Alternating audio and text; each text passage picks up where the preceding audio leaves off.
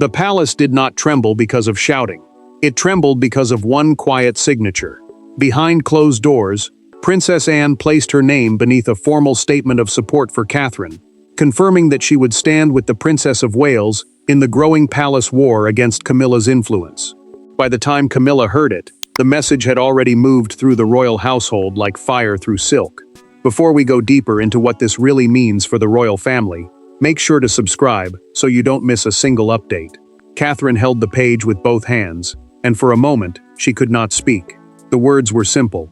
The meaning was not, Anne had officially signed and approved a private palace declaration, which was a formal internal statement used to record a serious royal position before senior staff and family advisors could act on it. This one supported Catherine's place in a dispute over influence, access, and household authority. It did not whisper loyalty, it declared it. And because Anne had always been known as disciplined, neutral, and loyal to the crown before any personal bond, her choice changed the balance overnight. William watched Catherine's face as the truth settled over her. Exhaustion had been sitting there for days, maybe weeks, but now something else broke through it. Relief. Not joy, not victory, not triumph. Relief. The prince knew what this meant, because Catherine had been carrying pressure that few people outside palace walls could understand. Her role was not just personal. As the Princess of Wales, she stood at the center of the monarchy's future, and any attempt to weaken her household could reach William, their children, and the line that would one day inherit the throne. Anne had not simply comforted her, she had protected her. Camilla heard the news after a brief household meeting, and the room changed before anyone dared breathe. She pushed back her chair, slowly, sharply, the sound cutting through the silence. Then she fixed her eyes on the aide who had delivered the message. The queen consort understood what others were still afraid to say. Anne's declaration was not merely symbolic. It recommended that Catherine receive direct consultation rights in matters involving young royal heirs and private family protocols, meaning she would have a recognized voice in decisions affecting the next generation. That single detail struck at the heart of Camilla's influence. Anne had done more than pick a side. She had blocked Camilla's attempt to shape the palace narrative alone, and that created the first official crack in the queen consort's private circle. But the most dangerous part was not the signature itself. It was who Anne had spoken to before signing it. And before Camilla could strike back, the palace had to face the real question. Why had Anne chosen Catherine over her? This was not just a palace quarrel. It was a collision between three women who understood duty in completely different ways. Catherine carried the burden of the future. Anne carried the weight of old royal discipline. Camilla carried the scars of a lifetime spent fighting for acceptance. When Anne stood beside Catherine, it did not only wound Camilla's pride, it challenged everything she believed she had finally secured.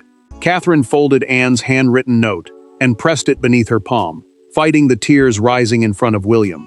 The note mattered because it was not palace comfort dressed in polite words. It was a signal from the Princess Royal, a title given to the monarch's eldest daughter and tied to service, discipline, and public duty. Anne had chosen her side, and the choice reached beyond family feeling. It touched Catherine's children, her household, and the position she would one day carry as future queen. William saw the effort it took for Catherine to stay calm, and he hated that calm, because he knew what lived beneath it. The prince had urged her not to respond emotionally, not because her pain was small, but because every reaction inside the palace could be used and twisted. Catherine understood him. She also understood that silence had a cost. Anne's intervention gave her something stronger than sympathy.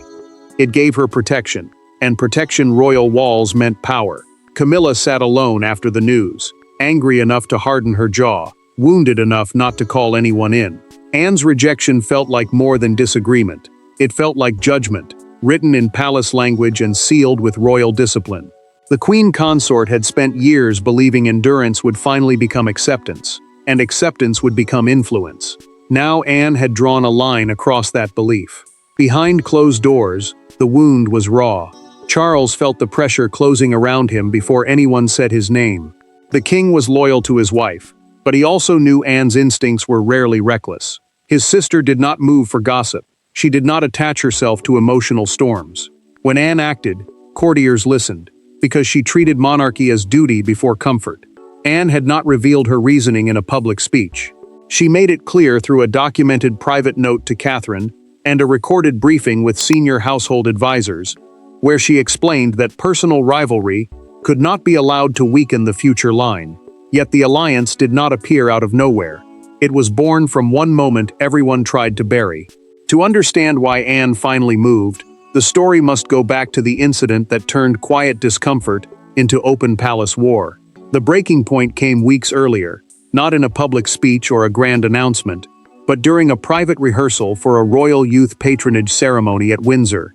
Catherine had prepared Charlotte for a small symbolic role, one meant to honor continuity and service. Then Camilla's office quietly requested changes to the seating, the speaking order, and the family placement. What looked like protocol became personal. Catherine noticed the change before anyone dared explain it. The Windsor Youth Patronage rehearsal was meant to prepare young royals for a charity ceremony, where patronage means public support given to a cause or organization under a royal name. Charlotte's role was small, but it mattered because it placed her beside her mother as part of the monarchy's future story. Then the revised plan moved them away from the central family position, and Catherine understood the message beneath the polite wording.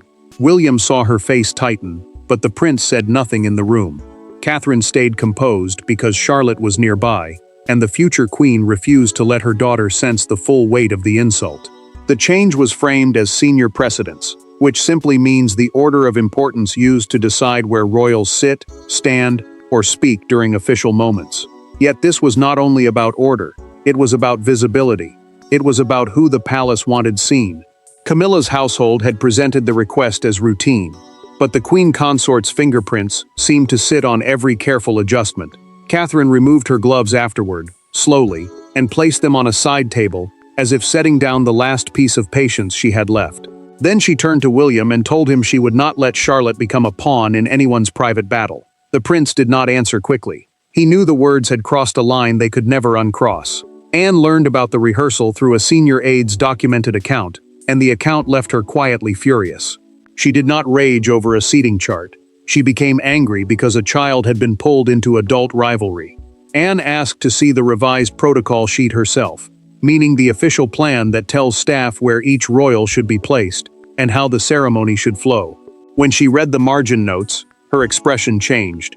One handwritten instruction beside Catherine's name read, "Reduce visibility." Those two words hardened Anne's view in a single instant. She understood that this was not a mistake by ordinary staff. It was a message. Once Anne saw it, she no longer viewed the dispute as family tension. She saw it as a threat to the future line. And when the truth reached Camilla, the palace moved from silent maneuvering into direct confrontation. The confrontation did not happen in a ballroom. It happened in a private room where no cameras waited and no applause could soften the blow. Camilla entered expecting explanation. Anne was already standing, rigid and calm, with Catherine seated beside the fireplace. For a few seconds, no one spoke. Then Camilla looked at Catherine and asked why she had turned Anne against her. Camilla wanted the meeting because Anne had formalized her support without first consulting her, and that cut deeper than a private insult. A formalized position inside the palace meant a stance recorded clearly enough for senior advisors to treat it as guidance, not gossip. The queen consort understood the danger at once. If Anne's support became part of household handling, Catherine would no longer stand alone in the dispute. She would have structure behind her, and structure inside royal life could become power. Anne did not flinch as Camilla's anger filled the room. Catherine sat still, but her silence was not weakness. It was restraint, sharpened by pain. Charles was not present at the start, and that absence changed everything. Without the king there, no one could hide behind marriage, rank, or soft family language. The room felt less like a discussion, and more like a judgment chamber, and every pause carried the weight of a verdict waiting to fall. Camilla accused Catherine of building a faction inside the family. The words came cold at first, then harder, as if the queen consort had been holding them back since the moment she heard Anne's name tied to the declaration. Catherine answered with controlled hurt, not rage. She told Camilla that she had not asked anyone to fight for her. She had only asked that her household, her children, and her future role not be quietly pushed aside in the name of protocol. Anne cut through the emotion by placing the Windsor rehearsal protocol sheet on the table. A protocol sheet is the official guide that tells palace staff where each royal stands, sits, speaks, and appears during a formal event. Anne tapped the margin once and asked Camilla to explain the phrase, reduce visibility. The words sat there like a blade. Catherine looked down, then back up. Camilla did not answer. Camilla's silence became more damaging than any confession. The queen consort could deny pressure, deny intent, deny strategy, but she could not explain why those words had appeared beside Catherine's name. Then Catherine finally spoke again. She told Camilla the issue was no longer about rank. It was about trust. The room changed after that sentence. Charles entered just as the silence hardened. The king looked from Anne to Catherine, then to Camilla, and understood instantly that the confrontation had already passed the point where he could simply calm it down. But even Charles could not erase what Anne had already set in motion, because the real power now sat inside the decision itself. Princess Anne's support carried weight, because it was not sentimental. It was disciplined, deliberate, and impossible to dismiss as palace gossip. She had not simply defended Catherine in a private quarrel. She had created a line of authority, forcing the household to recognize that the future queen could not be quietly diminished while everyone pretended it was protocol. That was the moment Camilla understood the danger. Anne's statement mattered because she was trusted by two very different worlds inside the palace. Traditional courtiers respected her because she moved with old royal discipline, while modern advisors trusted her because she rarely wasted words. A courtier is a senior palace figure who advises, organizes, and protects the working life of the royal household. When Anne spoke through her signed declaration, both sides listened. Catherine no longer looked isolated. She looked backed by someone whose loyalty to monarchy had never been doubted. Charles read the recommendation in silence, and the room seemed to shrink around him. The declaration asked that any future protocol involving Catherine, William, or their children be reviewed by a joint family advisory group, which meant more than one royal office would examine sensitive decisions before they became final. That mattered because it removed quiet control from Camilla's side and placed Catherine's future role under wider protection. The king removed his glasses, set them beside the page, and stared at the words as if they had become too heavy to touch. William watched his father closely, but the prince chose not to interrupt. He knew Charles had reached the hardest part of kingship, deciding whether peace was worth more than fairness. The future king had stood beside Catherine through the pain, but he also understood his father's fear. If Charles pushed back against Anne, he could look like a husband defending Camilla at the expense of the next reign. If he accepted the recommendation, he would wound the queen consort in a way no private apology could easily repair. Sophie and Edward moved quietly after Anne's position became clear. The trusted confidant did not make a loud statement, but her support for Catherine grew firmer in private conversations. Edward also became more careful around Camilla's circle, and that caution sent its own message. Anne's influence was pulling the family toward Catherine one person at a time, leaving the queen consort surrounded by fewer voices and colder rooms. Camilla understood the warning before anyone explained it. A senior courtier told Charles in a recorded advisory briefing that rejecting Anne's recommendation would risk making the monarchy appear to protect private pride over the future royal line. The phrase landed hard. The king knew it was true. William knew it too. And somewhere beyond that room, Camilla was about to receive the first real consequence of Anne's signature. What had begun as a signature now became a system, and Camilla was about to feel the doors closing around her. The first sign of defeat arrived quietly. Camilla's private secretary received a revised access list for upcoming family briefings, and one column had changed. Catherine's household was now marked for direct consultation. Anne's office was copied on the update. Camilla stared at the page, understanding at once that this was not a misunderstanding. It was a controlled transfer of influence, written in the language of palace administration. Camilla closed the folder slowly, and the silence around her became colder than anger. A family briefing is a private royal meeting where sensitive plans about duties, appearances, children, and household roles are discussed before public decisions are made. Until that morning, the Queen Consort's office had expected to shape certain conversations without Catherine's team having direct input. Now that control had been cut, the change mattered because whoever controlled the briefing controlled the first version of the truth. Catherine did not celebrate when the news reached her. She sat with William, her hands folded tightly, and admitted that she felt protected, but also frightened by how far the conflict had gone. The prince understood the fear. This was no longer only about Camilla's anger or Anne's support. It had become a new internal balance. with palace staff routing sensitive household decisions through Catherine's team and Anne's office before anything could be settled. Protection had arrived, but peace had not. Camilla asked every aide to leave except one. Her voice stayed low, clipped, and dangerous. The Queen Consort wanted to know who had passed the Windsor rehearsal notes to Anne, because those notes had given the Princess Royal the proof she needed. The aide hesitated before answering, and that hesitation told Camilla enough. Someone inside the system had stopped fearing her more than they feared what she was doing. Anne received her own warning later that day. A senior advisor told her through a recorded household briefing that Camilla might challenge the declaration directly through Charles, hoping the king would soften it, delay it, or quietly bury it. Anne listened without interruption. Then she gave her answer in plain words. She would not retract a single sentence. She would not pretend reduced visibility was harmless. And she would not allow Catherine's future role to be weakened by palace language. William knew retaliation was possible, but the prince also knew something had shifted beyond repair. Camilla still held status. She still held access. She still held the king's loyalty in ways no advisor could dismiss.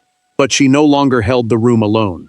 Catherine had support now, and Anne had made that support official. The palace braced for Camilla's next move, expecting fury, pressure, and perhaps a direct appeal to Charles. But the next shift did not come from the Queen Consort. It came from a quieter place, where documents could no longer speak for anyone. After all the documents, briefings, and frozen smiles, the turning point came when two women finally spoke without the palace between them. For the first time since the war began, Catherine and Anne met without aides, papers, or careful witnesses. The room was quiet. No one was there to record the words or soften the pauses. Catherine thanked Anne, but the gratitude came with tears she tried to hide. Anne did not offer comfort in the usual way. She offered something rarer inside the royal family: certainty. Catherine had learned only hours earlier that Anne had refused to withdraw her support, even after pressure from Camilla's side grew sharper. That refusal mattered, because palace pressure often works quietly, through delay, distance, and careful silence. Anne had chosen none of those things. She had made clear that her decision was not against Camilla as a woman, but against any attempt to weaken Catherine's future position. The Princess Royal understood that a future queen is not protected by kind words alone.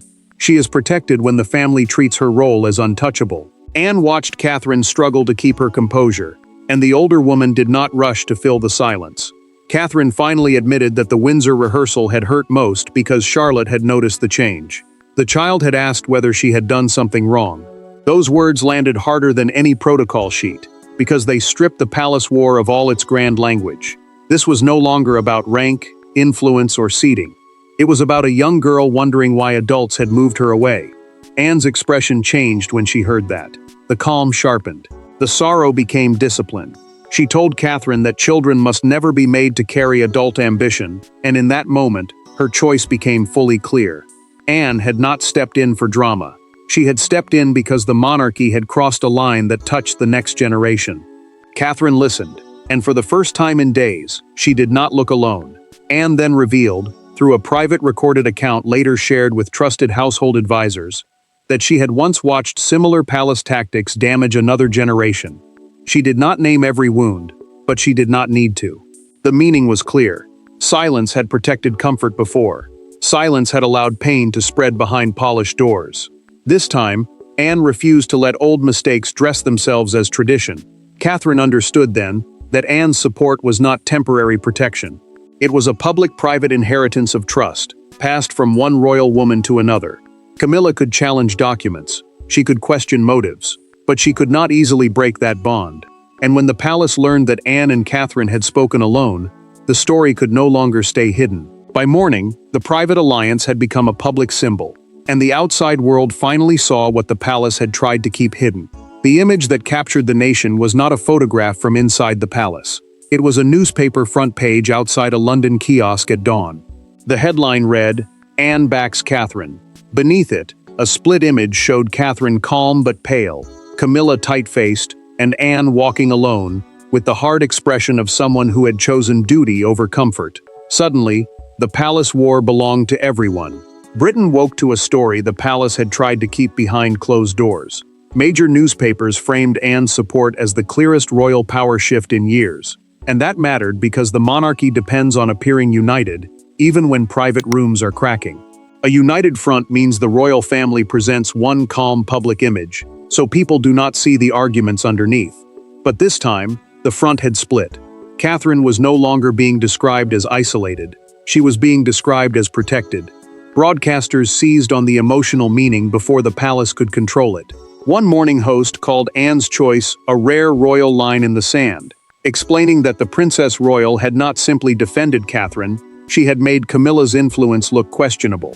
That mattered because public trust often follows the person who appears disciplined, not the person who appears powerful. Anne looked disciplined, Catherine looked restrained, Camilla looked exposed. A small crowd gathered outside Buckingham Palace near the gates, and one woman held a handwritten sign that read, "Protect Catherine, protect the future." The words spread quickly, because they made the entire conflict simple. Catherine represented continuity. William represented the next reign. Anne represented old duty. And Camilla, whether fairly or painfully, became the face of palace pressure. The crowd was not huge, but it was enough. The message had escaped the palace. Camilla watched the morning coverage in silence. Her anger hardened into humiliation, as commentators praised Anne's discipline and Catherine's restraint, again and again. The queen consort understood the cruelty of public judgment. She had survived it before. But this was different. This time, the wound came from inside the family, and the praise given to Catherine felt like a quiet punishment aimed at her. The palace released a short statement emphasizing unity, but the wording carefully avoided denying that Anne had formally supported Catherine. That omission mattered more than the polished language. William refused to brief against anyone, but his calm beside Catherine became its own message. The prince did not need to attack Camilla. He only needed to stand steady. Charles saw the coverage, and knew silence had become impossible. The king could no longer treat this as private tension. Public opinion had forced the final step, and Camilla could no longer pretend Anne's decision had failed. With the country watching, Charles could no longer hide behind silence, and Camilla could no longer pretend Anne's decision had failed. The end did not come with exile, shouting, or collapse. It came with a final family decision delivered in measured words. Charles accepted Anne's recommendation, confirmed Catherine's consultation rights, and made clear that future protocols involving William's household would not be shaped by one office alone. Camilla did not lose her crown, but she lost something more painful inside palace life: the assumption that everyone would bend around her. Charles confirmed the new internal arrangement with the calm voice of a man who knew every word carried consequence. Catherine's household would now have recognized authority in family protocol decisions connected to her role and her children. A protocol decision means the official choice about where royals stand, speak, appear, or take part during family and public moments. That mattered because protocol can quietly decide who is seen, who is heard, and who is pushed to the edge. For Catherine, this was not decoration, it was protection. Anne's statement remained in place, and that was the part Camilla could not undo. The signed declaration became more than a temporary act of family defiance. It became the moral foundation of the decision, proof that someone inside the old guard had refused to let palace pressure decide the future. Anne had not overthrown anyone. She had done something colder, cleaner, and more powerful. She had forced the monarchy to choose discipline over personal rivalry. Catherine received the final word beside William, and this time her relief was quiet, steady, and controlled. The Princess of Wales did not smile like someone who had won a battle. She looked like someone who understood the cost of surviving one. William stayed close, knowing the victory carried pain because Catherine had been forced to defend a place that should never have been questioned. The prince saw the change in her, and he knew the palace saw it too. Camilla left the final meeting without speaking. The queen consort paused once near the doorway, as if waiting for someone to soften the moment, but no one did. Her influence remained real. Her title remained untouched. But the true consequence was limitation. She could still move within the palace, but no longer unchecked in matters touching Catherine's future. Anne's role became unmistakable. She had protected Catherine without turning the monarchy into open warfare, and that made her choice even stronger. This moment meant Catherine was no longer merely enduring palace pressure. She was protected, recognized, and strengthened. For Camilla, it marked the painful realization that acceptance did not equal control. For Anne, it proved that loyalty to the crown sometimes means standing against comfort. And for the monarchy, the verdict was clear. The future had been defended, and Catherine emerged from the palace war not as a victim, but as the woman the institution could no longer afford to ignore. Thanks for watching. Please don't forget to like and subscribe, and we will see you in next one.